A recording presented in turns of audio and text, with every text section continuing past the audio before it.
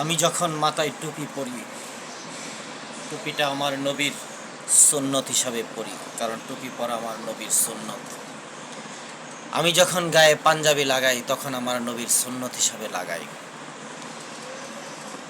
আমি দাড়ি রেখেছি আমার নবীর সুন্নত হিসাবে। এমন কিছু মানুষ আছে, হাতের তবজি, ডান হাতে তবজি গন্তাছে, বাম হাতে সুদের টাকা গন্তেছে। এরকম নবীর সুন্নতের কোনো দাম নেই। নবীর সুন্নতকে পরিপূর্ণভাবে রাখতে হবে, নবীর দেখানো পথে চলতে হবে, হালাল রুজি খাইতে হবে, হালাল পথে চলতে হবে, আল্লাহর ইবাদত বন্দিগি করতে হবে নিঃস্বার্থভাবে। ইবাদত করলে আল্লাহ আমাকে জান্নাতে দিয়ে দেবে, এরকম লোভ নিয়ে ইবাদত করে কোনো লাভ নেই। কারণ আল্লাহ পাক রব্বুল আলামিন যদি বলে, তুমি যে আমার শুধু বাতাস খেয়ে বেঁচে আছো, শ্বাস প্রশ্বাস নিয়ে, সারা জীবনের আমল দিয়ে শুধুমাত্র এই বাতাসের শুকরিয়া আদায় করেই শেষ করা যাবে না। তাই কোনো অবস্থাতে আমল অহংকারে করা যাবে না, আমল প্রেমের সাথে করতে হবে। আল্লাহকে আল্লাহর বান্দা বানিয়েছে, আল্লাহর নবীর গুনাহগার উম্মত বানিয়েছে। আল্লাহই ভালো জানে আল্লাহ আমাকে কোথায় দেবে, বেহেশত দিবে না দুজক দেবে। আমি চাই না বেহেশত, চাই না দুজক, আমি চাই আমার নূরের নবী রাহমাতাল লিল আলামিন নবীকে। আমি জান্নাতও চাই না, জাহান্নামও চাই না, আমি চাই আমার কামলেওয়ালা নবীকে। তাই পৃথিবীতে অনেক মানুষ আছে, দাড়ি টুপি জুব্বা লাগিয়ে মিথ্যা কথা বলে, অল্প টাকার জন্য তারা বিক্রি হয়ে যায়। অল্প টাকার কাছে তাদের নীতি আদর্শ সব বিক্রি করে ফেলে। সে নিজে মিথ্যা কথা বলতেছে, আবার আরেকজনকে মিথ্যাবাদী বানানোর চেষ্টা করে, অথচ সে নিজেই অনেক বড় মিথ্যাবাদী। আমার জীবনে আমি অনেক ওয়াজ মাহফিলে গিয়েছি, অনেক নবী প্রেমের নাতে রাসুল গিয়েছি, আমার মুর্শিদ প্রেমের নাতে রাসুল গিয়েছি। আমি কোনো দিন টাকার বিনিময়ে কোথাও যাইনি। আমি আমার নিজের পকেটের গাড়ি ভাড়া দিয়ে আমি দাওয়াত রক্ষা করি।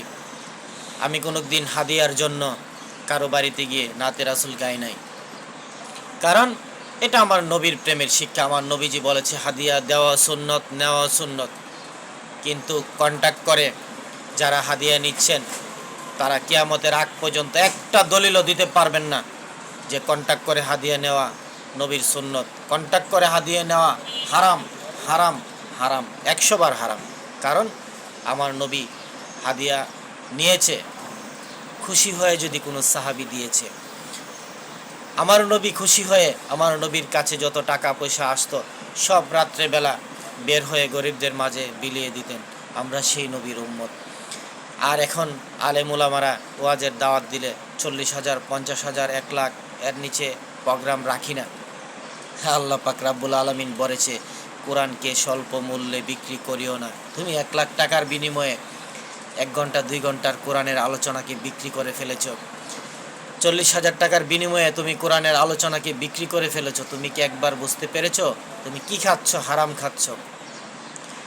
তাই তোমাদের কাছ থেকে কি আর শিখবো আমরা?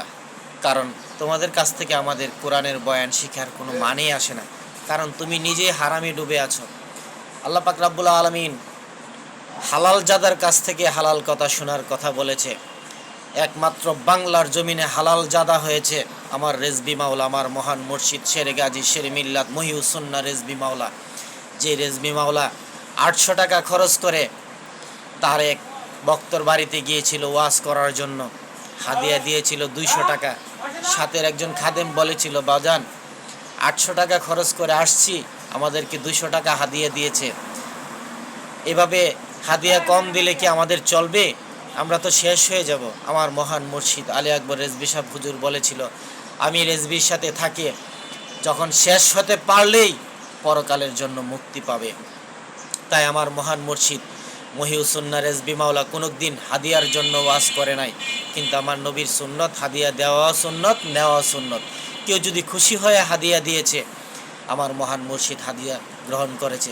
ঠিক এভাবে আমার রেজবির আদর্শ আমাদের মাঝে আছে, অন্ততপক্ষে আমার মাঝে আছে, যে আমি হাজার বিপদ আসলো চেষ্টা করি সত্য কথা বলার জন্য, হাজার বিপদ আসলো হালাল খাওয়ার চেষ্টা করি, হালাল বিপদ আসলেও হালাল পথে চলার চেষ্টা করি।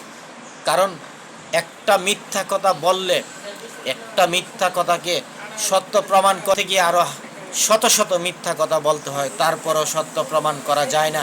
মিথ্যা মিথ্যাই। চাপাবাজি করে মানুষকে ধোঁকা দেওয়া যায়, চাপাবাজি করে সারা মানুষকে ধোঁকা দেওয়া যায়, কিন্তু ধোঁকা দেওয়া যায় না আমার রসুলকে, ধোঁকা দেওয়া যায় না আমার কামেল মুর্শিদকে, ধোঁকা দেওয়া যায় না। আসসালামু আলাইকুম ওয়া রাহমাতুল্লাহি ওয়া বারাকাতুহু ওয়া মাগফিরাত।